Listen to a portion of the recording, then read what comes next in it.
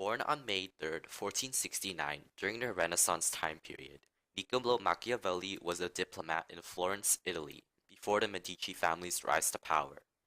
However, in 1512, the Medici took over Florence and Machiavelli was dismissed from his job as a diplomat, and he was sent to jail. During his time alone in jail, Machiavelli wrote The Prince and dedicated the book to the Medici family, in an attempt to flatter them and hopefully return to being a diplomat. The Prince was the symbol of the Renaissance, a period which brought an increase in literature, science, and art. It is widely known as a guide for rulers, and it believed that an ideal ruler should be cold-blooded, egotistic, and cunning. The book developed the term Machiavellian for this style of rule. It means to be cunning, scheming, and unscrupulous, especially in politics or advancing one's career. Machiavelli's book is said to have influenced many rulers such as Henry VIII, Emperor Charles V, and Joseph Stalin. More importantly, the Prince has also influenced many characters in literature. Today, we will be showing how King Claudius in Hamlet appears to be a disciple of Machiavellianism.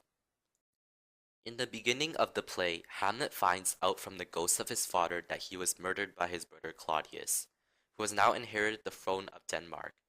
Nobody else, except for Hamlet, and later Horatio, knows about King Claudius's secret.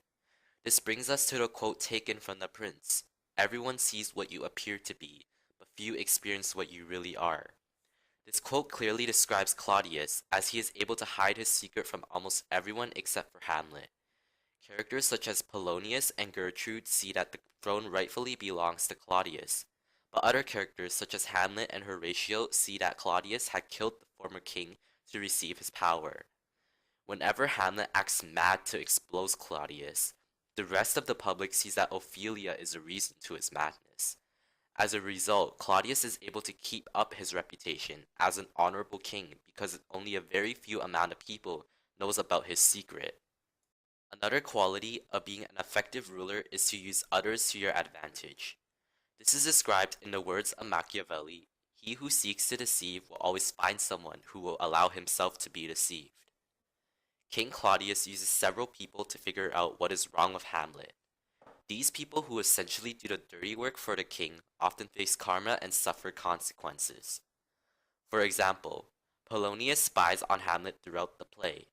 When Polonius spies on Hamlet's conversation with Gertrude, he is killed by Hamlet.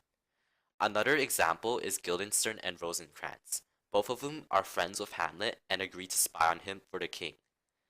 However, Hamlet figures out their true intentions, and their friendship with Hamlet is ruined. As Claudius uses the people around him to deceive Hamlet, he's not facing direct consequences, but rather his subjects are, allowing him to protect his power as a king. A final example of Claudius possessing Machiavellian traits is explained by the quote, "One must therefore be a fox to recognize traps, and a lion to frighten wolves." When Laertes returns to Denmark, Claudius convinces him to kill Hamlet by challenging him to a duel. Clearly, Claudius understands that murdering Hamlet on his own can put his power at risk. As a result, Claudius avoids this trap by using Laertes' thirst for vengeance. Claudius also shows a character in which many people seem to fear. These characters, such as Polonius, Rosencrantz, and Guildenstern, are all characters who kiss up to Claudius in an attempt to protect himself. They often attempt to get on his good side. In conclusion, Claudius is a disciple of Machiavellianism. He is a manipulative and corrupt character that does whatever it takes to secure his power. However, his characteristics also describe the opposite of Hamlet's character. In contrast to Claudius's Machiavellian traits, Hamlet's character can be described as cowardly and indecisive. Throughout the play, Hamlet stalls and uses excuses to not kill Claudius. In the scene where Claudius is praying, Hamlet is given an opportunity to fulfill his promises and avenge his father.